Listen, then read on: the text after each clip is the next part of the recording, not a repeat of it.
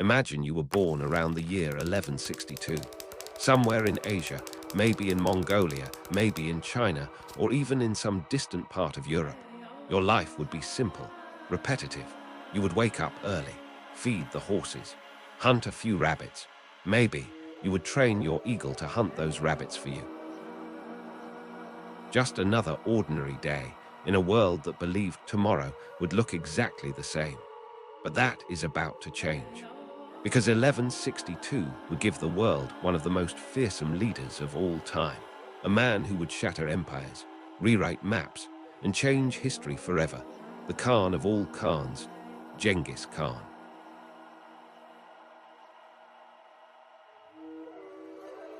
On the cold, open plains of Mongolia, near the Onon River, a boy was born into a world ruled by strength. His name was Temüjin. His father was YESÜGEI, a respected Mongol chieftain of the BÖRTE'S clan. His mother was Holan, a woman taken from another tribe, known for her resilience and fierce survival instincts. Temüjin was not alone. He had 4 brothers and 1 sister. Temüjin was not just one among many. One of his brothers, Begta, was a half-brother, older, stronger, and jealous. Their father, YESÜGEI, had favored Temüjin in small ways, and Begta could not bear it.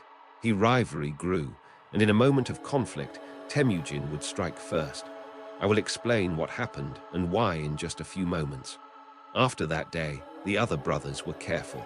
Kasa and Kacyan, younger and loyal, became Temüjin's closest allies. The sister, Temülan, watched quietly, learning the ways of the family and supporting her brothers from the safety of the camp. From a young age, Temüjin learned that the world would not wait for kindness. It demanded strength, cunning, and survival, lessons he would carry into adulthood.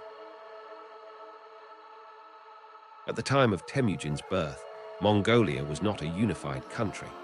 It was a vast expanse of rolling steppes, mountains, and rivers, where small tribes roamed freely, following the seasons and their herds. These tribes were often independent, sometimes allied, sometimes at war with one another. Each tribe had its own chieftain, responsible for making decisions, resolving disputes, and leading warriors in battle. There were no large cities as we know them today. Settlements were mostly yurts, portable homes made of wood and felt, clustered near rivers and pastures to feed livestock. Life was harsh. Survival depended on knowledge of the land, loyalty to your tribe, and the strength of your family. In this world, a man's skill with a horse, his courage in battle, and his ability to unite people were the keys to power.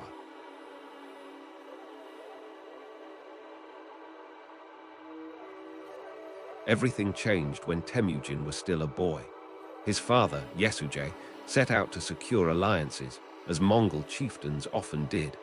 But on his journey, he was poisoned by rival tribes. When YESÜGEI died, his protection died with him. The clan turned away. Without a strong leader, Temüjin's family was seen as a burden. Holan, Temüjin, and the children were cast out. They were abandoned to the wilderness, with no horses, little food, and no protection. Survival was no longer a lesson. It was a daily fight. The family lived by hunting, fishing, and gathering roots. Temüjin learned to track animals, to endure hunger, and to lead, not by command, but by necessity. Hunger sharpened old rivalries. One day, Temüjin returned to camp carrying a small catch of fish, food meant to be shared. But Begta, older and stronger, took the food first, claiming dominance over the family. In the harsh laws of the steppe, this was more than hunger. It was a challenge. Temüjin made a decision that would define him forever. He confronted Begta and ended the threat. It was not an act of cruelty. It was an act of survival. From that moment on, Temüjin became the undisputed leader of his family. The others followed, not out of fear, but because they understood. In this world, hesitation meant death. As Temüjin grew into adolescence, survival was no longer his only concern. In the world of the Mongols, marriage was not only about love, it was about alliances. Years earlier, before his death, YESÜGEI had promised Temüjin in marriage to a girl from a neighboring tribe, BÖRTE, of the Ongjarat. When the time came, Temujin traveled across the steppe to claim that promise. Bert was more than a political bond. She was intelligent, strong-willed, and understood the harsh realities of steppe life. Their union brought Temujin something he had not known for many years: stability. Through Bert and her family, Temujin gained his first true alliance. It was a small beginning, but one that would change everything. Yet peace on the steppe was fragile, and this union, meant to secure Temujin's future, would soon draw the attention of powerful enemies. For a brief moment, Temujin believed he had found peace, a wife, an alliance, a future built slowly from hardship. But on the steppe, peace never lasts. In the darkness of the night, riders approached silently. They were MERKIT, an old enemy, seeking revenge. Years earlier, Temujin's father had taken Holan from their people. Now, the MERKIT came to take something back. The attack was swift. Chaos erupted. Temujin fought, but he was outnumbered. Bert was seized, pulled away into the darkness. By morning, she was gone. Temujin stood alone, staring across the open plains. This was no longer about survival. This was about war. To reclaim Bert, Temujin would need allies, and he would need to become something more than a man of the steppe. He would need an army. Temujin did not chase them blindly. He understood something now: strength alone would not be enough. To reclaim Bert, he would need allies. Temujin rode west, toward the lands of the Kerait. Their leader, Togrul, had once been a blood brother to Temujin's father. Temujin offered loyalty and reminded Togrul of an old debt. Togrul agreed. Then Temujin turned to a man he once called brother, Jamaka, his childhood friend. Once they had sworn loyalty beneath the open sky. Now they stood together again, united by a common enemy. Together they moved swiftly.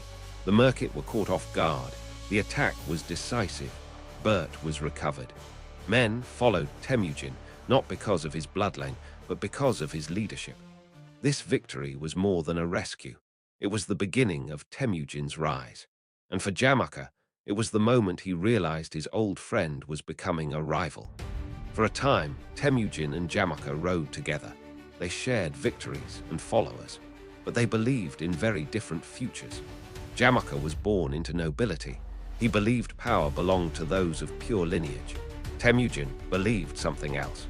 He rewarded loyalty, skill, and courage, no matter a man's birth. Slowly, men began to choose. Jamaka watched his followers drift away, and friendship turned into rivalry. The Mongol tribes split. Brother stood against brother, tribe against tribe. Jamaka struck first. His army was larger, his lineage stronger. Temujin was defeated. Many would have vanished into history. Temujin did not. He learned. He reorganized his forces not by tribe but by ability. Those who fled battle were punished. Those who stood firm were rewarded. Slowly, his army became something new. Victory followed. Tribes fell one by one, and Temujin's name spread across the steppe. Jamaka would fight on, but the steppe had chosen. The steppe had seen many leaders, but never this. In the year 1206, the tribes of Mongolia gathered as one. Warriors, elders, and chieftains rode across the plains toward a single place, not for war, but for decision. This gathering was called a KURULTAI, a council where the fate of the steppe was decided. Temujin stood among them. One by one, the clans agreed. The Mongols would no longer be divided, and Temujin was raised above all others. From this moment forward, he would no longer be called Temujin. He was given a new name: Genghis Khan. Khan of all Khans.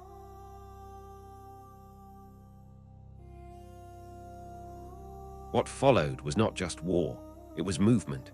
In a single lifetime, Genghis Khan and his generals swept across Asia and into Europe. His armies conquered China, Central Asia, Persia, the Caucasus, and reached the edges of Eastern Europe. Kingdoms fell, empires collapsed. From the Yellow Sea to the plains of Hungary, the world was changed forever, and his legacy did not end with borders. Genetic studies suggest that a small but measurable percentage of the modern population shares a common paternal ancestor traced to this period. The expansion ended with his death in 1227. Its consequences continued long after.